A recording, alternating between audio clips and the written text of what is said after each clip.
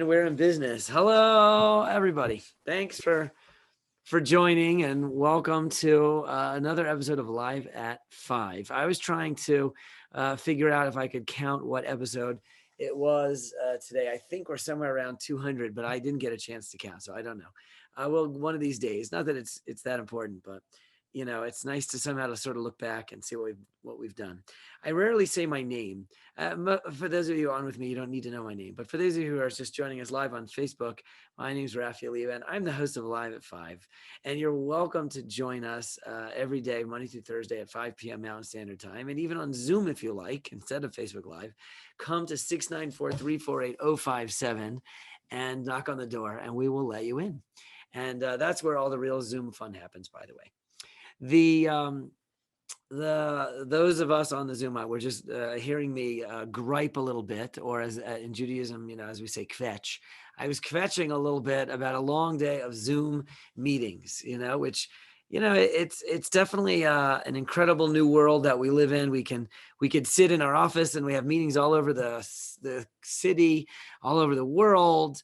Actually, it's so funny. I'm being invited to an in-person conference in the East Coast, in about 10 days. And why do they need me to come for? I could just have my eyes pasted to my, my computer microphone for 48 hours. Wouldn't that be just as good? I guess I should be appreciative that they're inviting me, because at least I can get some miles. But, you know, this Zoom new reality it's got its ups and downs. There is, however, just before I forget, being that today is Yom HaShoah, is observed as a Holocaust Awareness Day for Jews around the world. There is a Zoom event, of course, which is taking place tonight starting at 5:30, run by our local ADL. There are other events as well, and you should take a look at that. And you can still, I'm sure, participate and register, and it should be very moving. There's a lot of other great things out there if you're interested as well. Someone sent me I guess it was not recorded too recently, being that the great Rabbi Lord Jonathan Sachs, who was the speaker of the video, has passed away this year. But he at some point recorded something which was very relevant to Holocaust Memorial Day, and you could take a look at that as well. The title was, where was God in the Holocaust? It's one of those questions that gets asked, and certainly his is a very eloquent answer. Now, if you really want to hear what we said about it, you have to look back at yesterday's show, which, if you're interested, is archived both on the Jewish Experiences YouTube channel and on the Facebook Jewish Experience page in the video archive. So you can take a look for that if you missed yesterday. Today, I hope to actually move on a little bit and address some things that we had wanted to speak about yesterday before we got onto the other topics. One of the things that in every program of Jewish education we make sure to think a little bit about everywhere and always is the weekly parsha. There is this fabulously time-honored practice of reading through the entire Torah, one parsha at a time through the course of a year. A parsha just means like a paragraph, but in this case, it's in this context, it means just a weekly portion. And the one that we're up to, Shemini, we got started with, but we didn't get very far into it. And there's a couple of very significant topics there that I want to just touch on a little bit with you today, God willing. By the way, this photograph was taken in New York by my daughter, who is a really talented amateur and sometimes professional photographer. And she was, you can't really see that I'm sitting in front of it, so you can't really see the whole thing. But it was a beautiful sunset evening over a small lake in West Hempstead, New York. And I was feeling a sunset feeling today, so I put it in my background. The topic of one of my favorite topics, if I'm allowed to say that about the Torah, you can't say a favorite; it's all good, but it's an important topic to talk about that we read about in Parshas Shemini. It's really nothing less than one of the major pillars of Jewish life. As Jews, we strive to live principled lives, and those principles are as delivered to us in the Torah, are meant to be acted upon, and we do what we can to uphold them with every bit of our being, every fiber of our being, every breath of our lives, and some of them are really a constants. The top, when we talk about the Shabbat, it comes once every 7 days. It's no less than 1/7 of our entire lives. It's hard to figure out a bigger topic than that. It's something important to talk about. That's not our topic for today. The other thing that we do very frequently as Jews is eat. And today we're going to talk about food, which is my other favorite topic, if I'm allowed to say that. As Jews, we really eat really well. And we don't as much struggle with alcoholism. We often struggle with food, but it doesn't have to be a struggle. It could be good. And we're big eaters, as the old description of every Jewish holiday goes. They tried to kill us, God rescued us. Let's eat.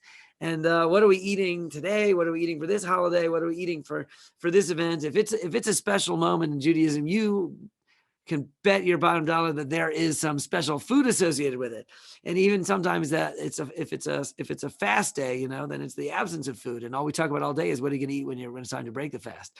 We went away to, on a little trip last week, and when you tell somebody that you went away on a trip, the most important question that one Jew asks another after such an opening of, I was out of town was, oh, where'd you eat? Because that's what's important. What restaurant, what did you get to eat when you were there? And now it's fascinating to me that it really Israeli cuisine is like a zach, it's like that's Yiddish for, it means it's something of significance. It's like it's become a, Israeli cuisine, Jewish music, and all those kinds of things. Israeli culture, they're on the rise in terms of international regard and appreciation. And in fact, Israeli cuisine. So, Middle Eastern cuisine. Now it's true. Jewish cuisine is a mixed bag, right? I mean, Jews have lived all over the place. So you can't just say that cholent and gefilte fish is somehow a definition of Jewish cuisine, because plenty of Jews didn't come from, with gefilte fish in their background, and cholent, they came from other parts, Yemenite Jews and Jews from other parts of the world, and, certainly Middle Eastern. I don't think that my Bubby and Zadie ever had a falafel. I'll be very honest with you. I don't think that they had falafel. But today, falafel, you probably say that's, I don't know if it's exclusively Jewish cuisine, because I think there are a lot of other countries where they eat that. But just like Arak is a drink. It's kind of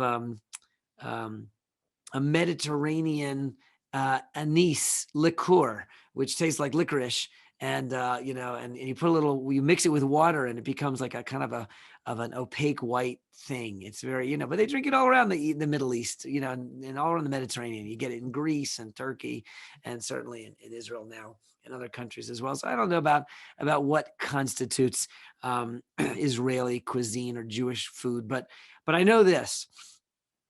In this week's Parsha, it talks about some of the guidelines for what is definitely kosher food, and Jewish food. If it's nothing else, it needs to be kosher food. So you could call it Jewish soul food. Maybe that should be the topic of today's talk. It's soul food, really. And I'll tell you what I mean. There are reasons why certain foods are associated with certain days of the year, holidays or Shabbat, etc. You'll see that several days a year we make sure to have like wontons. There's a custom on Purim to have these little triangle shaped cookies with stuff kind of hidden inside it. And on Erev Yom Kippur, it's actually a practice as well to have like a wonton of sorts, which is the same kind of thing. It doesn't have to be a triangle, maybe it's not, but again, it's like a little wrapper with like a hidden thing inside. And there are other days a year when that's like sort of a traditional food. The reason for that idea, in many cases, is that, in part at least, is that we're eating something which is demonstrative of the inner and the outer. This is this sort of the hidden inside within the superficial packaging. I mean, not that I don't discard the the Hamantash and eat just the middle. I quite like the outer cookie as well. I'm very fond of, frankly, of fortune cookies, which is another Jewish food, which you like the fortune, but the cookie itself is also very good. But we have this theme there. There's a rationale to it where we're trying to focus our attention on the fact that there's, we as Jews like to look internally and try to strive to talk about the essence, the essential, what's inside, as opposed to the superficial, what's external, what's outside. So sometimes these foods are meaningful because of that. Gefilte fish and cholent are foods which are meaningful because they are intrinsically connected with the way that we need to observe the Sabbath, and we have foods that help us to do that. So cholent is a food that you could cook before the Sabbath starts and eat it hot, in the midst of Sabbath day. So that's a Shabbos food. Gefilte fish is a way to grind up the entire fish, bones and all, and eat it without concern that you might pick out the bones, which also interestingly is a technical no on Shabbos. So these are Shabbos appropriate foods. So therefore, they have that as their sort of connection to Judaism. That's the reason why we think of them as Jewish foods. They have their rationale. But even without all of that, food just in general, things that we eat, things that we choose, there's an overriding, an overarching concern that as Jews that we've been taught directly from God in the Torah, that we are to eat in a certain way. We eat kosher food. We look for kosher food. And what does kosher mean? Well, it's interestingly, kosher is one of those few words that has made it directly into the English language.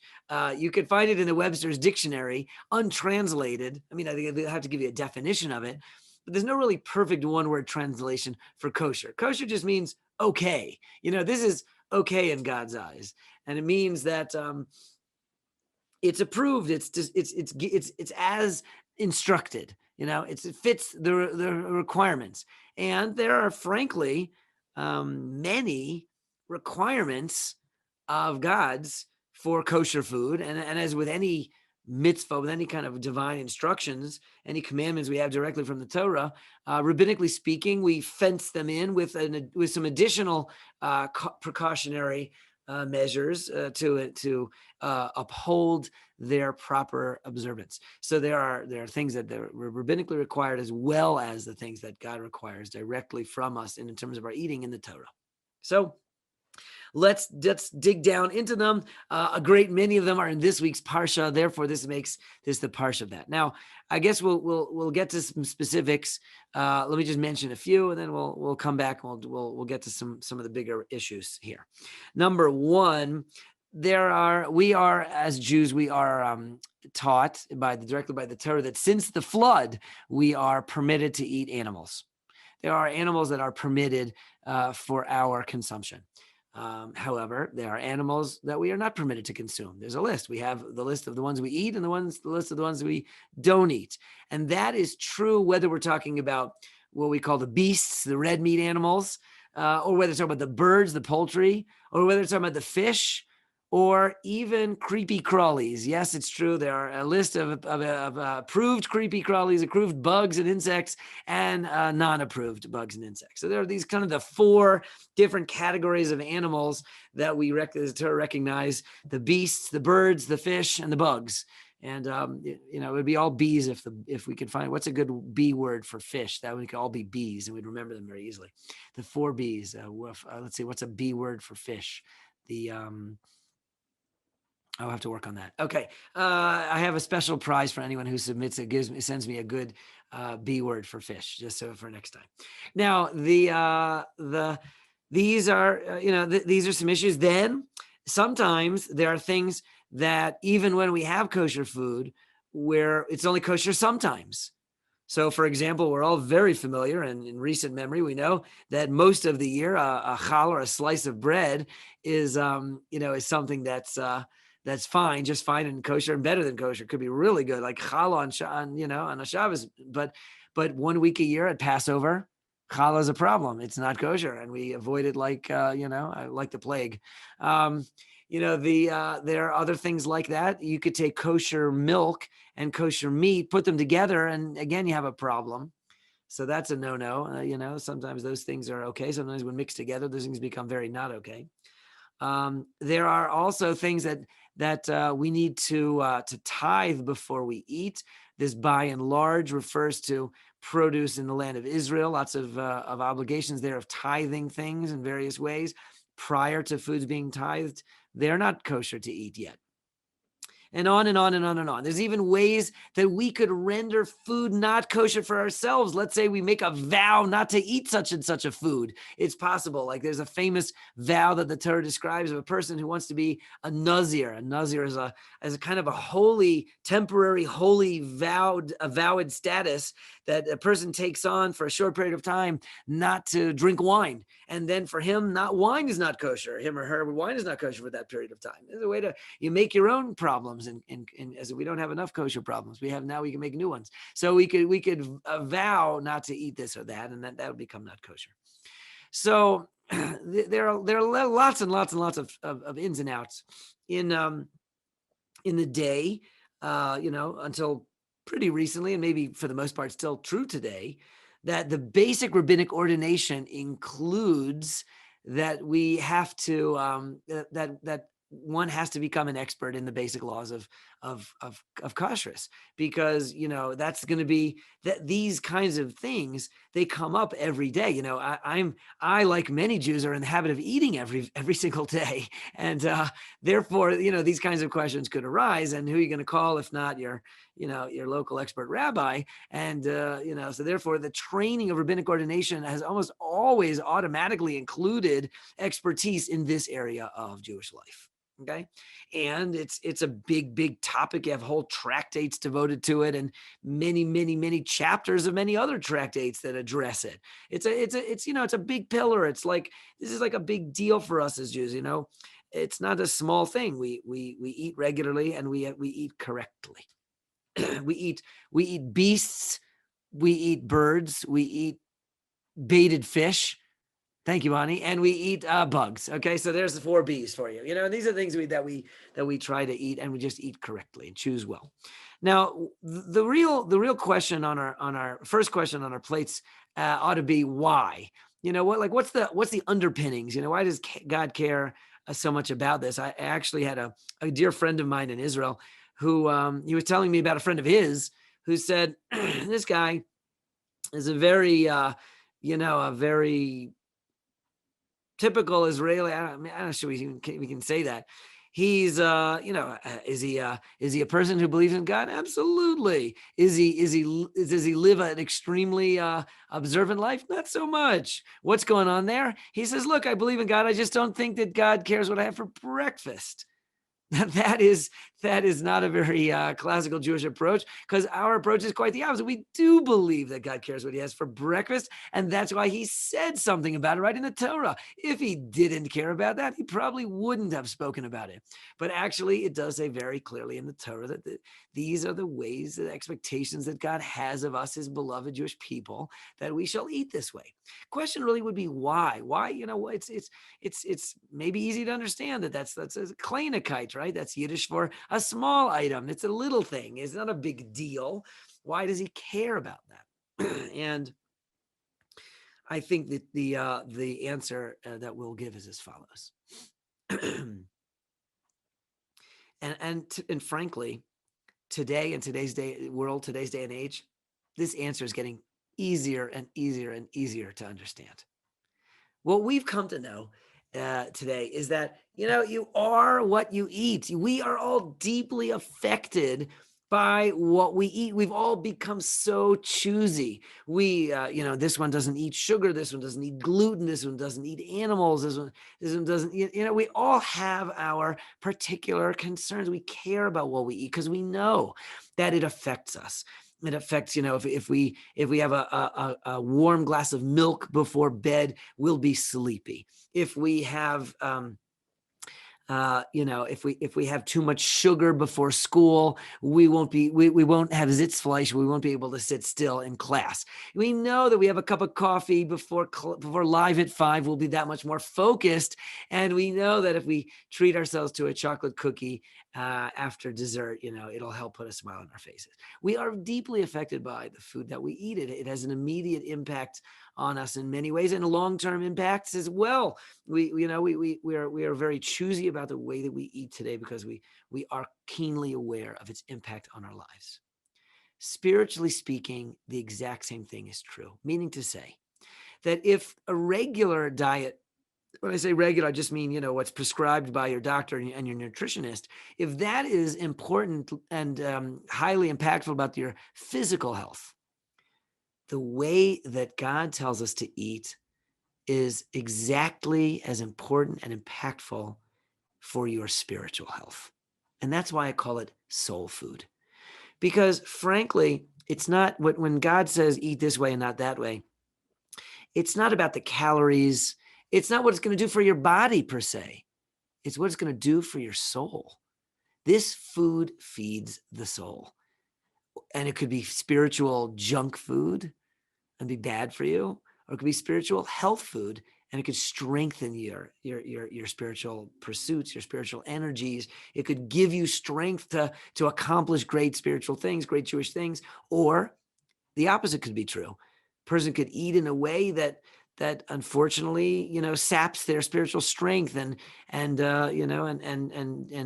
eats away at their spiritual health and makes anything that, Jewishly more difficult, frankly. And that's really, exactly parallel to what we would say about, poor nutrition for the body. This is poor nutrition for the soul to fail to eat, with these guidelines that are, again, directly from the Torah. So let me give you an example. When it comes to the birds, for example, there are listed in the Talmud several criteria for what defines a kosher bird that one could eat and a non-kosher bird that we should avoid. And the difference tends to be, or one important difference that the Talmud identifies for us is that if you have a bird that has a claws and a beak for rending flesh, that is a non-kosher bird. The kosher birds are the herbivores, the ones that don't eat each other's flesh. And we are to eat the kosher birds and avoid the non-kosher birds as a way of feeding us to become people that don't eat each other alive. That we don't claw and tear and rend each other apart, spiritually speaking. We become insensitive, desensitized to each other by eating non-kosher birds, etc. And the same thing is true with all of the beasts as well. The ones that are kosher for us to eat are not carnivores; they're herbivores. They don't eat each other alive. Now, that's just a subtlety, but and it's just one idea of many. But the idea is that we really want to be spiritually healthy. We need to eat the right food for that, and it's very clear, and treat it in in ways like we said. Sometimes kosher food needs to be handled in a proper way for it to be kosher. Like, for example, as we said, it needs to be tithed first. Something that's grown straight from the ground and harvested, but hasn't been appropriately tithed, wouldn't yet be ready for our consumption. It requires our attention. It requires our fulfilling the requisite mitzvahs of gifting a percentage to the poor or to the Levites or to eat in a holy way in Jerusalem, etc. And until those mitzvahs are performed, this food has not been rendered kosher. It's not available to us. There's a beautiful mistaken mythology that attends kosher food as well, by the way. Mythbusters, today's kosher food Mythbusters episode will be addressing the fact that what one cannot simply make something kosher by getting the rabbi to bless it. Okay, the rabbi blessing the food does not make the food kosher. Now, where might that mythology have come from? So I'll offer two possibilities. Number one, it is true that that we do tend to make blessings on food before we eat them. It is part of the Jewish mindful tradition that when we do something significant Jewishly, we make a blessing before we do so. That it creates mindfulness. It's like a little verbal declaration before we eat it, and we invoke God and we appreciate that He is the source of everything that we're about to enjoy.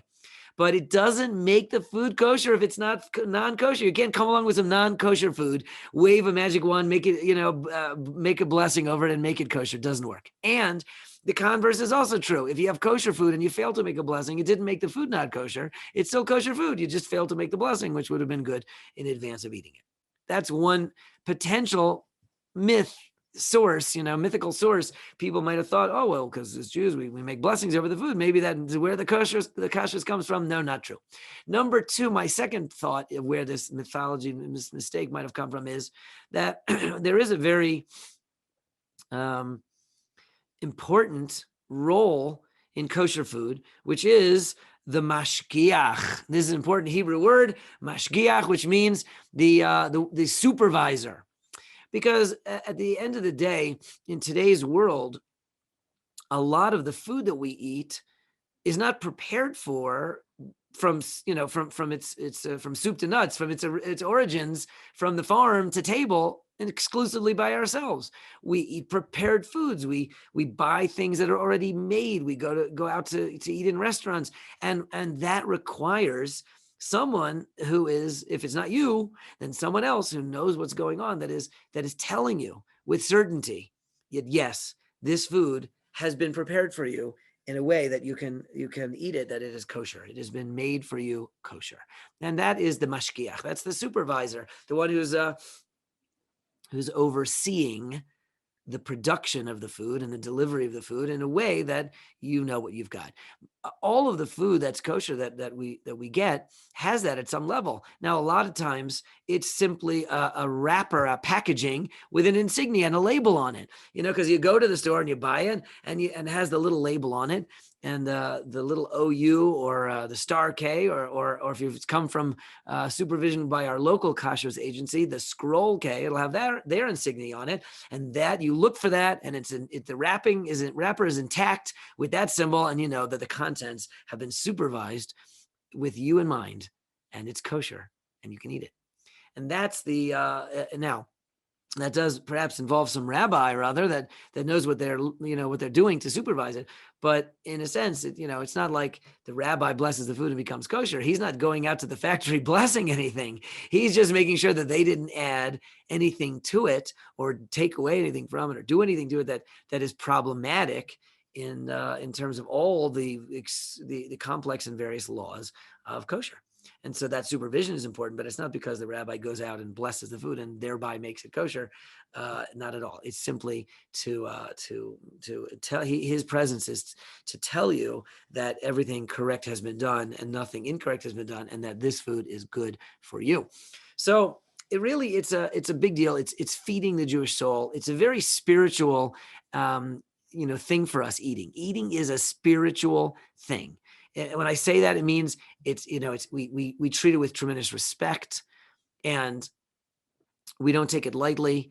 We invest effort and time and money in it. We will spend a little more to get the right stuff, and it's not a small thing. And just like we appreciate today, it's not it's not a small deal what you put in your mouth. It's a big deal. We're all very careful about it, and therefore, when we as Jews eat, we need to be very careful that we're eating kosher food. There's a lot of great resources out there for you, and this has been my talk about it today. I'm just going to mention two resources before we close for the day. Number one, there's a great book called Kosher for the Clueless but Curious. If you want to learn more about some, overarching explanations and whys, written by Rabbi Shimon Appersdorf, a fabulous colleague of ours from Baltimore, and take a look at that if you'd like. It's great. And there's another, if you're really ready for the nitty gritty and all the details, and you want all your questions answered, there's some excellent books by Rabbi Forst, Forst. They are fantastic, and they are in English, and they will go through, I'm sure, every question that you can ask. And then when you have practical questions about this or that, this food or that food, what you really need to do is you need to refer to your experts in the field. And as we mentioned before Passover, we really appreciate in Denver having such a great team of kashrus experts on the scrollk.org, just like it sounds, scrollk.org. And I put them on my speed dial because when I have questions, that's where I go, and you can too. Have a wonderful Shabbos Parsha Shmini, where it reads, you'll read in the Parsha a lot about kosher. And we will wish you a happy and a healthy, and we will see you, God willing, Monday and next week here on Live at